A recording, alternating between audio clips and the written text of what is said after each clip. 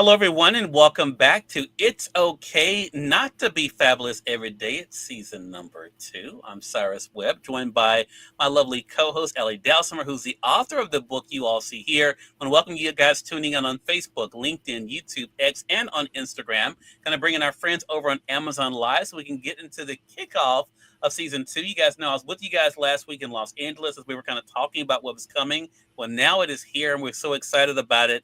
We want to welcome you guys tuning in on the Amazon Live platform for It's Okay Not to Be Fabulous Every Day. It's based on the book you guys see in the carousel, either here on the side or down below. That is Dalsimer's book by that same title. Make sure you guys, if you have not done so already, you do hit that follow button so you guys can stay connected with us. We are going to be here with you guys every week going through now more of Allie's book. But Allie, how you doing? I'm doing great, Cyrus. How are you today? I'm doing really good. I've been looking forward to this. I've been Me looking as forward well. to the return. So before we get into it, and it's a great message. I was saying to Allie, she kind of steps on her toes a little bit as we're uh, it's kicking off a new month. Allie, talk to us about now season 2. How does it feel to be having the second season to be able to explore more of the topics of your book? Oh, it's exciting. It's exciting. I think season one went really well. We had some great feedback on our shows, and I feel very privileged and honored to be able to have a second season with you. And I'm excited for the journey we're going to take. Yeah, I feel the same way, Allie. I have made no secret how I feel about the book. I definitely got a lot out of it myself personally. The message we're going to be talking about today, I think is something that I try to remember for myself. I think others do as well. But we should let our audience know, though, Allie, when you first wrote the book, it was not even intended for us. Take us back before we kind of kick off this season as to why you initially even started writing this and what it's been like for you to shift the audience for it. Absolutely. Because it has been kind of a journey. It originally started long, long ago, years ago, as life advice for my kids that I started after my husband died. And they were both still fairly young. And it really was more a compilation of quotes that I used, little mantras I used that at the time were plastered all over my kitchen cupboard. Um, and I used as life advice for them, little sayings that I always used for them to keep them motivated and keep them grounded and also keep them optimistic. Yeah. And life got busy and I put all of that away. And fast forward a number of years, went through a number of situations, and they had both gone off to school, and I had found myself alone, living alone for the first time since I was in my early 20s. And it was rough. It was really rough for me because even growing up, I had a sister, we shared a room. I was at boarding school. I had roommates at school. So Mhm. I really have only lived alone for about 2 years of my entire life. And Oh, so wow. here I was living alone again and depressed and struggling to find meaning and purpose in my life.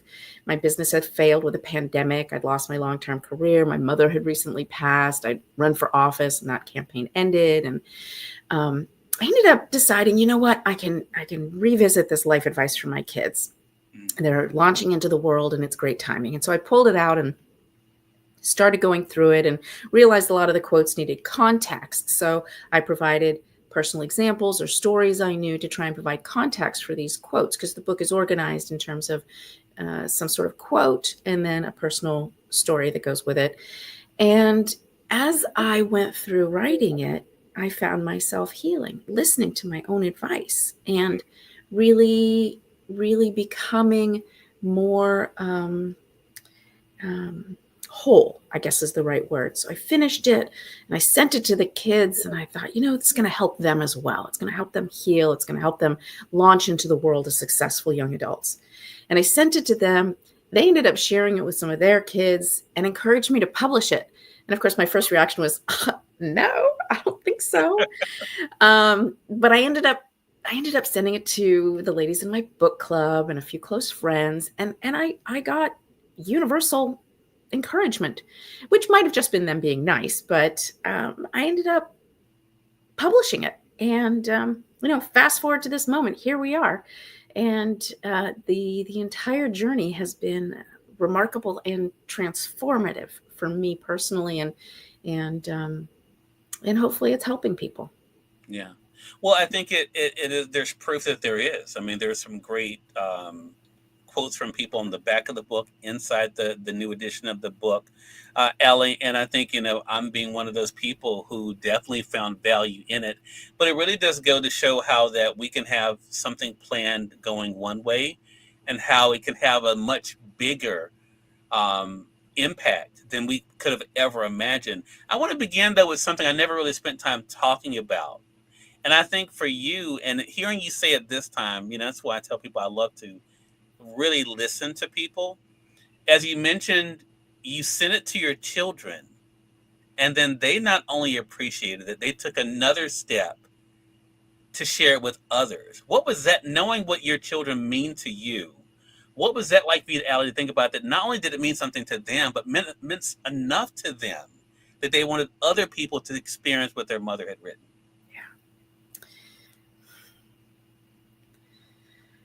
Sorry.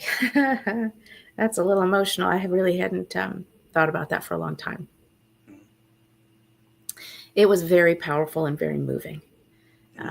My children ground me and heal me, and I learn so much from them, and I value their opinions and their perspectives, and the fact that they liked it enough to feel that the information, the guidance, the life advice there would be more universally applicable, so that it would mean something to their friends as well as to them, not just, oh, it's a family thing that only family can understand, but oh, this is something that, that all of our peers might benefit from as well, was it was really powerful, actually, and humbling. It was pretty impactful, and a significant reason why I moved ahead.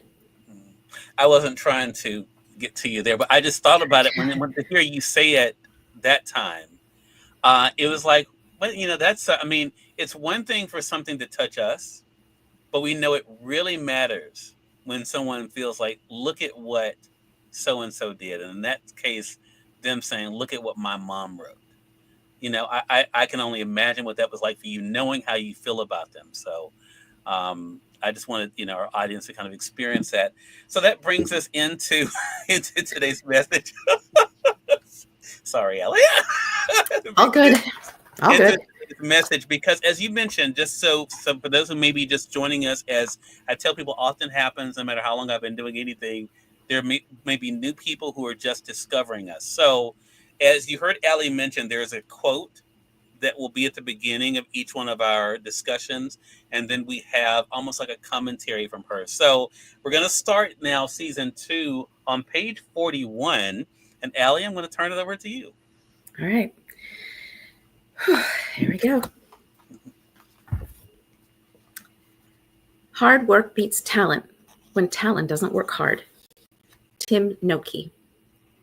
The choice to complete a task or not is yours and yours alone. Ah, you say, but I have a boss or teacher who's given me an assignment. That may be. However, it's still your choice. If you do it and you do a good job, you increase the chances of a promotion or improving your grade. If you don't complete the task or do a substandard job, well, you're the one who will experience the consequences. Either way, the choice is yours. When it comes to our personal goals, both short and long term, who are we cheating if we choose not to work towards them? If our intent is to run a 5K with our child in 2 months, who do we hurt if we don't bother training? If we want to lose 10 pounds before a high school reunion, who else cares if we sneak ice cream and cookies late at night when no one is looking? If we want a promotion at work, who suffers if we do shoddy work, skip out on staff meetings, or duck out early? Ironically, recognizing that we are the obstacle standing in the way of achieving our own dreams liberates us to act. So acknowledge the absolute fact that you have the talent, you have the capacity, you have all you need. What you lack may be direction, a plan of action, or the drive to get started. No problem. You can overcome all of these with determination, commitment, and forward momentum. All it takes is deciding you want to realize your dream. So, do you? If yes, then you'll do what's needed. If you aren't willing to make the necessary effort, perhaps it's time to reevaluate your dream. When you fail to work towards your own ambitions, you cheat yourself. No one else suffers if you skip out or take shortcuts. Giving ourselves permission to shift, morph, and flex, and congratulating ourselves for maintaining an overall trajectory towards our endpoint means we are succeeding. If you think about it, getting out of bed is the day's first accomplishment. If you can manage that, then you can manage whatever comes next.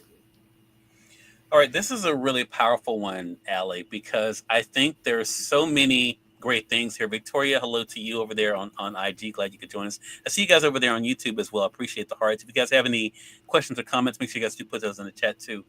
So this one is a different type of message, Allie. And I was thinking about this when I was prepping for this, that typically we get an antidote from you, from an experience. But this is really, I feel like when I was reading this is just the way my crazy mind works, that I'm sitting in a class with other people and you're there at the at the front of the class giving us, these examples of, of the choice in front of us. Did it feel like that when you were prepping for today, that it almost is like you're using your platform as a speaker to be able to share with us, okay, you know what? Things aren't where you want. It's time to look in the mirror. Yes and no. I didn't vision myself sort of trying to be a teacher sitting at the front of a classroom at all. But, like Michael Jackson says, right? If you want to make a change, you got to take a look at the man in the mirror, just to horribly paraphrase that. Yeah. But the reality is this is kind of an inflection point of the book, right? The entire book is set up to help lead people on a journey, to provide stepping stones along the way towards an endpoint of self-fulfillment and maximization. And the truth is that it is important to be kind to yourself, to be forgiving, and all those other things that we talk about. But also, ultimately, no one's going to do it for you. You have to do it yourself. If you want something, you have to do it. It's not going to be handed to you. It's just a truth. It's a reality. And so it's intended to be me speaking remember, this was life advice for my kids originally, right? Yeah. So this is me being tough love mom. Like, this is tough love. Yes, people can help you along the way. I personally will enable you to do what I can, but ultimately you have to do it. You have to do it, So it's a tough love moment, and it's meant as me speaking with love and kindness and encouragement with a little bit of hard truth. So that's how it's intended. It's not meant to be like a teaching class moment, but more an interpersonal tough love moment. You say this though, and I think this is one of the big moments of truth. I think if people really sit with this one paragraph, you say, recognizing that we are the obstacle standing in the way of achieving our own dreams liberates us to act. So acknowledge the absolute fact that you have the talent, you have the capacity, you have all you need. Even reading that again, I smile because I think about myself and my own feelings of insecurity that I had growing up. Not because I didn't have talent or abilities, but because I didn't think enough about my ability to do it. What has it been like for you, Allie, to realize that you have the tools to achieve what you want? It really is about the decision to use them. Yeah. The irony is that while I was, it's sort of that do as I say, not as I do thing. The irony was that while I was giving this advice to my kids, and I definitely embrace this particular passage that you just read was one that both of my kids independently came back to me with when I was like, I don't know if I'm going to publish this. I mean, it's just, becoming an author, I'm so late in life. I have to start over in a brand new career field. And they both independently brought this to me, that I have what I need inside. And I proved it by writing the book, Yeah. and that I can do it, and that I was my own obstacle. Mm. I've always told them obstacles are what you see when you Yeah. take your eyes off the goal. Well, we are our own obstacles. I did the book review of The Mountain Is Us, right? That's the premise of that book. We are the mountain. We are the obstacle. And it was enlightening to, again, take my own advice as mirrored and reflected back to me from my kids who had read it. Yeah. I love that. God Daddy too. Hello to you. Glad you could be able to watching us from Ghana. I Oh, appreciate wow. that.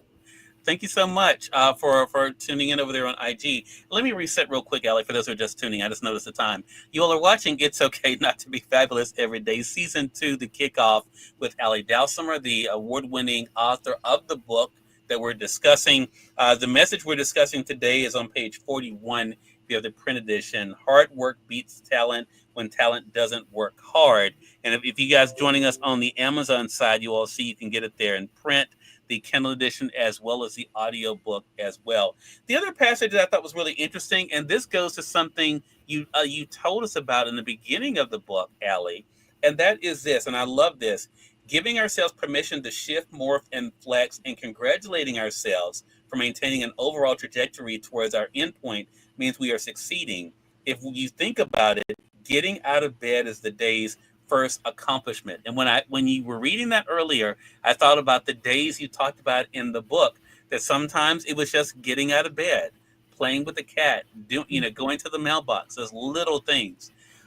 How, and I guess the point I want to ask you about is how much of your own perspective, how much of that has shifted from what is considered an accomplishment? Because a lot of people would say getting out of bed is not a big deal. So how did your perspective of the importance of that step, how did it change for you? Well, first of all, if getting out of bed is not a big deal for you, awesome. That's Mhm. great. I'm happy for you, because for some people it's tough. It's Mhm. really tough. Yeah. And it was tough for me. And I do talk about that early in the book. It's one of the impetuses that drove me to write it. I really could not think of a reason to get out of bed one morning. I just couldn't. And so getting out of bed was an accomplishment that day. And there were other days where it was also an accomplishment. For me now, I I have a sense of purpose in my life, and I have joy in my life. And so it's not the same. It's not as big a deal for me to throw back the covers and hop up. Mhm. Um, but everything is relative. Right. Everything is relative. Right. And one thing I really like to stress is that you should never compare your journey to someone else's journey, because your journey is just that. It's your journey, it's your Right. personal path. And however you need to meander along that path, that's fine. There's no wrong way to do it. It's your path. So it just is.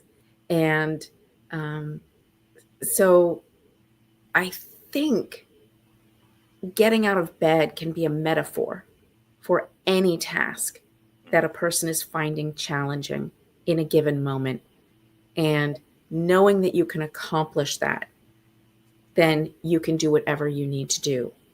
Getting out of bed is literally the baseline for me at one point, but now my getting out of bed, my getting up and getting going has shifted and moved, but it's still conceptually the same, if that makes sense.